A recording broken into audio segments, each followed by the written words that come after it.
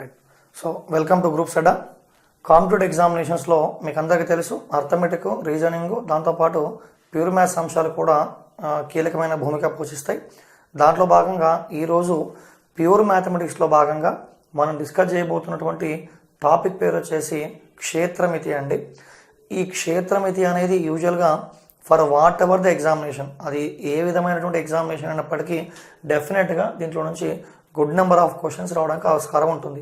Even అది national level exam కానివ్వండి, APSC కానివ్వండి, టీఎస్పీఎస్సి కానివ్వండి, for whatever the examination you are going to get good number of questions from the topic called mensuration. దాన్ని క్షేత్రమితి అంటాం. మరి ఈ క్షేత్రమితిలో మనం ప్రధానంగా దేని గురించి నేర్చుకోబోతున్నాము అంటే, ఒకటేమో వైశాల్యాల గురించి అండి, రైట్. ఒకటేమో వైశాల్యాల గురించి, మరొకటేమో ఘనపరిమాణాల గురించి అండి. ఘనపరిమాణాలు అంటాం, ఏరియాస్ అండ్ వాల్యూమ్స్. సో దీంట్లో వైశాల్యాలు మరియు ఘనపరిమాణాల గురించి మనం నేర్చుకోబోతున్నాం. మరి వేటి యొక్క వైశాల్యాలు, వేటి యొక్క ఘనపరిమాణాలు అంటే, యూజువల్గా ఘనపరిమాణాలు అనగానే మనకు గుర్తుకొచ్చేది త్రీ డైమెన్షనల్ ఫిగర్స్. అంటే ఫర్ ఎగ్జాంపుల్ ఘనము కానీ, దీర్ఘఘనము కానీ, శంకువు కానీ, స్తూపము కానీ, పట్టకము కానీ, గోళము కానీ, ఇవన్నీ కూడా 3 డైమెన్షనల్ ఫిగర్స్ కాబట్టి వాటికి ఘనపరిమాణాలు ఉంటాయి.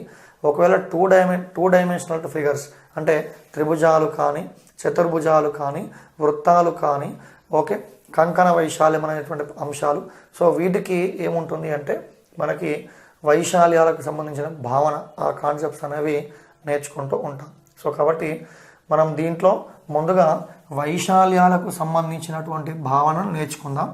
ఆ తర్వాత ఈ వైశాల్యాలు పూర్తయిన పిదప తర్వాత ఘనపరిమాణాలకు సంబంధించిన కాన్సెప్ట్స్ నేర్చుకుంటామండి. దీంట్లో తిరిగి మళ్ళీ ఈ వైశాల్యాల గురించి నేర్చుకునే సందర్భంలో మనకు ప్రధానంగా వేటి గురించి డిస్కస్ చేస్తాము అంటే, ఒకటి త్రిభుజాలకు సంబంధించిన వైశాల్యాలు, ఓకే, ట్రయాంగిల్ ఏరియాస్. తర్వాత రెండవ వచ్చేసి చతుర్భుజాలు, క్వాడ్రిలాటరల్స్కి సంబంధించినటువంటి చతుర్భుజాలకు సంబంధించినటువంటి వైశాల్యాలు. చివరగా వచ్చేసి వృత్తాలకు సంబంధించినటువంటి వైశాల్యాలు నేర్చుకుంటాం. ఓకే, టాపిక్ క్షేత్రమితి. దాంట్లో 2 అంశాలు, ఒకటి వైశాల్యాలు, మరొకటి ఘనపరిమాణాలు. వైశాల్యాలు ప్రధానంగా మళ్ళీ 3 రకాల జామితీయ పటాలకు సంబంధించిన వైశాల్యాలు. ఒకటి త్రిభుజాలు, చతుర్భుజాలు, చివరగా వృత్తాలు.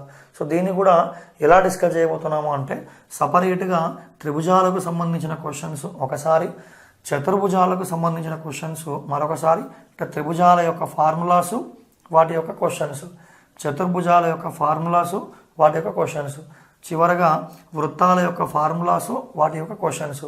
ఇలా చేస్తూ మళ్ళీ దేర్ కాంబినేషన్ అంటే త్రిభుజాలకు వృత్తాలకు సంబంధించిన కాంబినేషన్ క్వశ్చన్స్ ఉంటాయి, లేదా త్రిభుజాలకు చతుర్భుజాలకు, లేదా చతుర్భుజాలకు వృత్తాలకు. సో ఇట్లా ఇండివిజువల్గా నేర్చుకుంటామండి. ఇండివిజువల్గా ఫార్ములాసు, రెస్పెక్టివ్ క్వశ్చన్స్, అదేవిధంగా కాంబినేషన్స్. ఓకే, ఆ విధంగా ఇది కంప్లీట్ చేసుకుంటాం. ఈ విధంగా వైశాల్యాలు పూర్తయిన తర్వాత మళ్ళీ ఘనపరిమాణాలలో ప్రధాన ఘనము, దీర్ఘఘనము, స్తూపము, శంకువు, పటకము, గోళము, వీటికి సంబంధించినటువంటి ఫార్ములాసు, కరస్పాండింగ్ క్వశ్చన్స్, అవైపోయాక మళ్ళీ వాటి కాంబినేషన్స్. సో ఈ విధంగా మనం పూర్తిగా ఈ క్షేత్రమితి అనేటువంటి టాపిక్ని డిస్కస్ చేయబోతున్నాం. Okay, right. దీంట్లో భాగంగా ముందుగా త్రిభుజాలుకి సంబంధించినటువంటి ఫార్ములాస్ అనేవి ఎలా ఉంటాయో చూద్దాం. ఓకే, త్రిభుజాలు.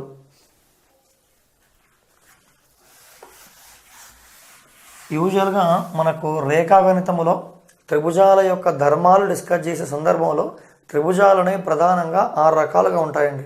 కోణాలను బట్టి 3 రకాలు, భుజాలను బట్టి 3 రకాలు.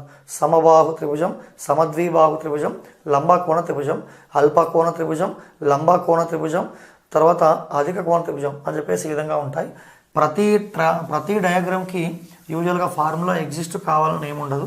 వేటికైతే ఫార్ములాస్ పాసిబిలిటీ అవుతాయో అది తీసుకుంటాం. ఓకే, సో ముందుగా త్రిభుజాలలో భాగంగా మొదటి త్రిభుజం వచ్చేసి దాన్ని విషమబాహు త్రిభుజం అంటామండి.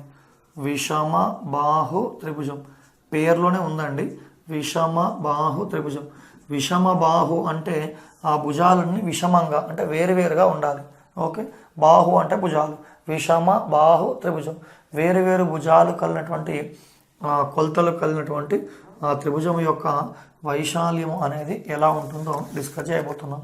ఫర్ ఎగ్జాంపుల్ ఒక ట్రయాంగిల్ తీసుకుంటున్నాను. లెట్స్ ఏ ఏబిసి అనేది ఒక త్రిభుజం అనుకోండి. ఏబిసి అనేది ఒక త్రిభుజం. ఆ ఏబిసి యొక్క 3 భుజాల కొలతలు కూడా వేరువేరుగా ఉన్నాయనుకోండి. 3 భుజాల కొలతలు కూడా వేరువేరుగా ఉన్నాయి. బీసీ భుజం పొడవు ఏ యూనిట్స్, ఏబి భుజం పొడవు సి యూనిట్స్, సిఏ భుజం పొడవు వచ్చేసి స్మాల్ బి యూనిట్స్ అనుకోండి. ఓకే, సో ఇలా అనుకున్నప్పుడు దీంట్లో వచ్చేటువంటి మొదటి ఫార్ములా ఏంటి అంటే ఆ విషమబాహు త్రిభుజం యొక్క చుట్టుకొలతకు ఫార్ములా అండి. ఓకే, దాన్ని ఇంగ్లీష్లో పెరిమీటర్ అంటాం.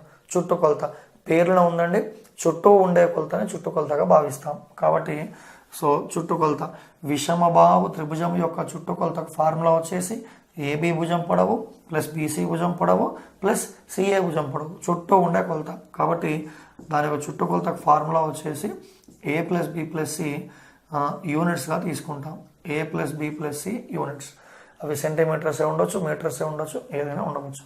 ఇది చుట్టుకొలత. తర్వాత రెండో అంశం వచ్చేసి ఏంటంటే వైశాల్యాలండి. విషమబాహు త్రిభుజము యొక్క వైశాల్యం. ఈ వైశాల్యం ఫార్ములా ఏమిటి అంటే √S into S minus A into S minus B into S minus C అనేటువంటిది విషమబాహు త్రిభుజము యొక్క వైశాల్యానికి ఫార్ములా అండి. √S into S minus A into S minus B into S minus C. So ఇక్కడ ఎస్ అంటే ఏమిటి అంటే అర్ధ చుట్టుకొలత అంటామండి. ఎస్ అంటే చుట్టుకొలత అంటే ఏంటండి A plus B plus C. మరి అర్ధ చుట్టుకొలత కాబట్టి అక్కడ meaning A plus B plus C by 2గా తీసుకుంటాం. ఎస్ అంటే అర్ధ చుట్టుకొలత. ఆ ఎస్ వాల్యూ వచ్చేసి A plus B plus C by 2గా తీసుకుంటాం. అది వైశాల్యానికి సంబంధించినటువంటి formula. Okay, √S into S minus A into S minus B into S minus C. So ఇది దీనికి మరొక పేరు కూడా ఉందండి. ఈ ఫార్ములాకి ఉన్న మరొక పేరు ఏం పేరు అంటే పెద్దగా అవసరం లేదు, కానీ దాన్ని హెరోన్స్ ఫార్ములా అని కూడా అంటాం. ఈ √S into S minus A into S minus B into S minus C, ఈ ఫార్ములాకి మరొక పేరు హెరోన్స్ ఫార్ములా లేదా హీరోన్స్ ఫార్ములా, ఎట్లా అన్నా పర్లేదు. సో అని కూడా అంటాం. సో ఇండైరెక్ట్గా జస్ట్ గుర్తుంచుకోండి, విషమబాహు త్రిభుజము యొక్క చుట్టుకొలతకు formula A plus B plus C. విషమబాహు త్రిభుజం యొక్క వైశాల్యానికి formula √S into S minus A into S minus B into S minus C. ఇక్కడ ఎస్ అంటే అర్ధ చుట్టుకొలత, సెమీ పెరిమీటర్. ఎస్కి ఫార్ములా ఏంటి అంటే A plus B plus C by 2గా తీసుకుంటాం. ఇది ఒక రకమైన త్రిభుజం. అదేవిధంగా మరొక రకమైన త్రిభుజం చూద్దామండి. మరొక రకమైన త్రిభుజం. సో రెండవ రకమైన త్రిభుజం ఏమిటి అంటే సమద్విబాహు అన్నా పర్లేదు, లేదా లంబకోణ త్రిభుజము అన్నా పర్లేదండి. లంబకోణ సమద్విబాహు అంటాం. అది నెక్స్ట్ చూద్దాం. ముందుగా లంబకోణ త్రిభుజం అండి. లంబకోణ త్రిభుజం, రైట్ యాంగిల్డ్ ట్రయాంగిల్. లంబకోణ త్రిభుజం ఉంటుంది, లంబకోణ సమద్విబాహు కూడా ఉంటుంది. అది కూడా చూద్దాం. లంబకోణ త్రిభుజం పేరులోనే ఉందండి. లంబకోణ త్రిభుజం అంటే one angle should be right angle. ఖచ్చితంగా ఒక కోణం ఎంత ఉండాలి అంటే 90 డిగ్రీలుగా ఉండాలి. ఫర్ ఎగ్జాంపుల్ ఏబిసి అనేది లంబకోణ త్రిభుజం అనుకోండి. దాంట్లో ఒక భుజం పొడవు ఏ, మరొక భుజం పొడవు బి, మరొక భుజం పొడవు బి, మూడో భుజం పొడవు సి అనుకోండి. లంబకోణము అనగానే మనకు గుర్తు రావాల్సిన ఫార్ములా ఏమిటి అంటే పైథాగరస్ ఫార్ములా. ఇంత క్రితం నేర్చుకున్నాం కొన్ని వీడియోస్లో. పైథాగరస్ ఫార్ములా ఏంటి అంటే కర్ణము స్క్వేర్ ఈజ్ ఈక్వల్ టు భుజము స్క్వేర్ ప్లస్ భుజము స్క్వేర్, అంటే C square is equal to A square plus B స్క్వేర్గా తీసుకుంటాం. Pythagoras formula. According to Pythagoras theorem, in a right angle triangle square of the hypotenuse equal to sum of the squares of the other 2 sides. లంబకోణ త్రిభుజములో కర్ణం మీది వర్గము అనేది మిగతా 2 భుజాల వర్గాల మొత్తానికి సమానంగా ఉంటుంది అని చెప్పి తీసుకుంటాం. సో ఇది దానికి సంబంధించి. మరి చుట్టుకొలత, ఓకే, దాని యొక్క చుట్టుకొలతకు సంబంధించిన ఫార్ములా వచ్చేసి same A plus B plus C అండి. చుట్టూ ఉండే కొలతనే చుట్టుకొలత, కాబట్టి చుట్టుకొలత equal to A plus B plus C. So ఇక్కడ వైశాల్యంలో కొద్ది మార్పు ఉంటుందండి. సింపుల్గా లంబకోణ త్రిభుజం యొక్క వైశాల్యానికి ఫార్ములా ఏమిటి అంటే హాఫ్ ఇంటూ భూమి ఇంటూ ఎత్తు అని తీసుకుంటాం. Half into base into height. లంబకోణ త్రిభుజము యొక్క వైశాల్యానికి ఫార్ములా హాఫ్ ఇంటూ భూమి ఇంటూ ఎత్తు. మరి ఆ త్రిభుజములో ఏది భూమి ఏది ఎత్తు అంటే ఒకవేళ ఈ ట్రయాంగిల్ పరంగా తీసుకున్నట్లయితే ఈ లంబకోణానికి ఆనుకొని ఉన్న భుజాలలో ఇది లంబకోణానికి ఆనుకొని ఉన్న భుజాలు.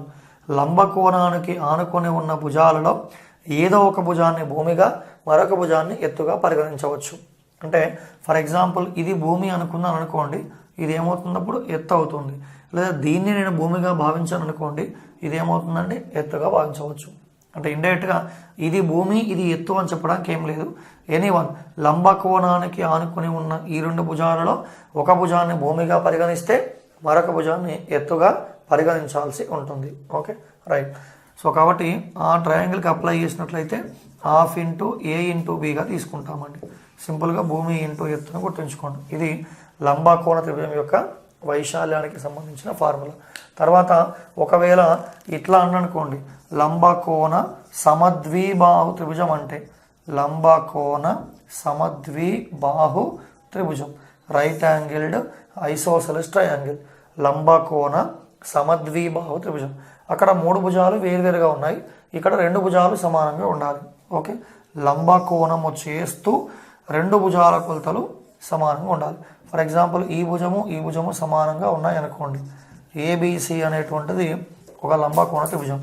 ఈ ఏబిసి లంబకోణ త్రిభుజంలో ఏబి అండ్ బీసీ అవి రెండు ఎలా ఉన్నాయంటే సమానంగా ఉన్నాయనుకోండి. అంటే ఇది ఏ యూనిట్స్ అవుతే ఇది కూడా ఏమవుతుంది ఏ యూనిట్సే అవుతుంది. మరి అప్పుడు ఈ వాల్యూ ఏమవుతుంది అంటే √2a అవుతుంది, √2a.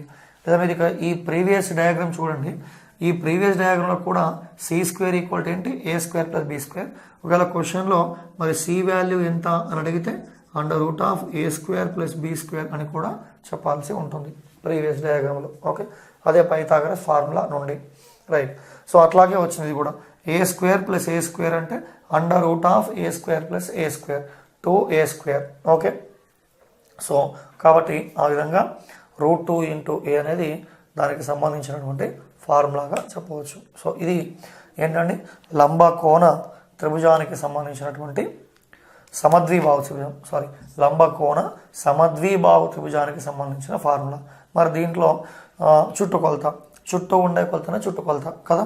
కాబట్టి చుట్టుకొలతకు ఫార్ములా ఏమిటి అంటే a + a + √2a కదా. a + a + √2 × a. ఫార్ములాస్ బట్టి పట్టనక్కర్లేదు, జస్ట్ ఆ కాన్సెప్ట్. ఇది a ఇది √2a. ఓవరాల్గా a + a 2a, 2a + √2a. ఏని కామన్ తీసినట్లయితే 2 + √2 అనేది దానికి లంబకోణ సమద్విబాహు త్రిభుజం యొక్క చుట్టుకొలతకి ఫార్ములా. ఇక దీంట్లో భాగంగా వైశాల్యం కూడా ఉంటుంది. లంబకోణ త్రిభుజం యొక్క వైశాల్యం ఫార్ములా వచ్చేసి హాఫ్ ఇంటూ భూమి ఇంటూ ఎత్తు అన్నాం. భూమి ఏనే ఉంది, ఎత్తు కూడా ఏనే ఉంది, కాబట్టి a × a². సో వైశాల్యం వచ్చేసి a² చదరపు యూనిట్లుగా తీసుకుంటాం. ఇది లంబకోణ సమద్విబాహు త్రిభుజం యొక్క వైశాల్యానికి సంబంధించిన కాన్సెప్ట్. ఓకే, సో ఇది 3 రకాల త్రిభుజాలు చూసామండి. ఒకటి విషమబాహు, మరొకటి లంబకోణ త్రిభుజం, మరొకటి లంబకోణ సమద్విబాహు త్రిభుజం. ఇక చివరగా మరొక ఇంపార్టెంట్ త్రిభుజం సమబాహు త్రిభుజం అంటాం. సమబాహు త్రిభుజం యొక్క ఫార్ములాస్ అనేవి ఎలా ఉంటాయో చూసి దానికి సంబంధించిన క్వశ్చన్స్ అనేవి చేసే ప్రయత్నం చేద్దాం. ఓకే, సో మరొక త్రిభుజం వచ్చేసి సమబాహు త్రిభుజం, ఈక్విలాటరల్ ట్రయాంగిల్ అని చెప్పి అంటామండి. ఈక్విలాటరల్ ట్రయాంగిల్ సమబాహు త్రిభుజము. మరి అది ఫార్ములాస్ అనేవి ఎలా ఉంటాయో చూద్దాం. సమబాహు త్రిభుజం పేరులోనే ఉందండి, సమబాహు త్రిభుజం. సమ అంటే సమానంగా ఉండాలి, బాహు అంటే భుజాలు. అన్ని భుజాలు కూడా సమానంగా ఉండాలట. సమబాహు త్రిభుజం, రైట్. సమబాహు త్రిభుజం ఈక్విలాటరల్ ట్రయాంగిల్. దానికి సంబంధించినటువంటి ఒక డయాగ్రామ్ కనుక తీసుకున్నట్లయితే దీంట్లో కొత్తగా ఒక వర్డ్ వస్తుంది, అదేంటో చూద్దాం. దానికన్నా ముందుగా ట్రయాంగిల్ తీసుకున్నాను. ఏబిసి అనేటువంటిది సమబాహు త్రిభుజము అనుకోండి. అన్ని భుజాల యొక్క కొలతలు కూడా సమానంగా ఉన్నాయని భావిద్దాం. ఈ భుజము ఏ అయితే మిగతా రెండు భుజాల పొడవులు కూడా ఏం కావాలి అంటే ఏ యూనిట్సే కావాలి. ఒక భుజము ఏ అయితే మిగతా రెండు భుజాల కొలతలు కూడా ఏ యూనిట్సే కావలసి ఉంటుంది. Okay right. సో దీంట్లో మరి ఆ ఫార్ములాస్ అనేవి కనుక లిస్ట్ అవుట్ చేసినట్లయితే మొదటి ఫార్ములా వచ్చే చుట్టుకొలత. జస్ట్ బ్లైండ్గా చెప్పేయచ్చండి. చుట్టూ ఉండే కొలతనే చుట్టుకొలత, పెరిమీటర్. మరి చుట్టూ ఉండే కొలత అంటే ఏబీ పొడవు ప్లస్ బీసీ పొడవు ప్లస్ సిఏ పొడవు, ఏ ప్లస్ ఏ ప్లస్ ఏ. కాబట్టి 3A యూనిట్స్ అనేటువంటిది సమబాహు త్రిభుజం యొక్క చుట్టుకొలతగా తీసుకుంటాం. Okay, perimeter of the equilateral triangle is 3A units. తర్వాత దీంట్లో కొత్త అంశం వస్తుందండి, మీకు చెప్పాను ఇంతకుముందే. ఏంటి అంటే ఇది బీసీ అనేటువంటిది భుజం అండి. ఈ బీసీ భుజానికి ఎదురుగా ఉన్న శీర్షం ఎంత అంటే ఏ. బీసీ అనేటువంటిది భుజం, ఈ భుజానికి ఎదురుగా ఉన్న శీర్షం వచ్చేసి ఏ. ఇప్పుడు నేను శీర్షము నుండి ఎదుటి భుజం మీదికి ఒక లంబాన్ని గీశానండి. శీర్షము నుండి ఎదుటి భుజం మీదకి ఒక లంబాన్ని గీశాను. ఫర్ ఎగ్జాంపుల్ ఆ లంబము అనేది శీర్షాన్ని డి వద్ద ఖండిస్తుంది అనుకోండి, డి వద్ద ఖండిస్తుంది అనుకోండి. అప్పుడు ఏడి అనేటువంటిది ఆ త్రిభుజానికి ఏమవుతుంది అంటే ఉన్నతి లేదా దాన్ని ఎత్తు అని అంటామండి.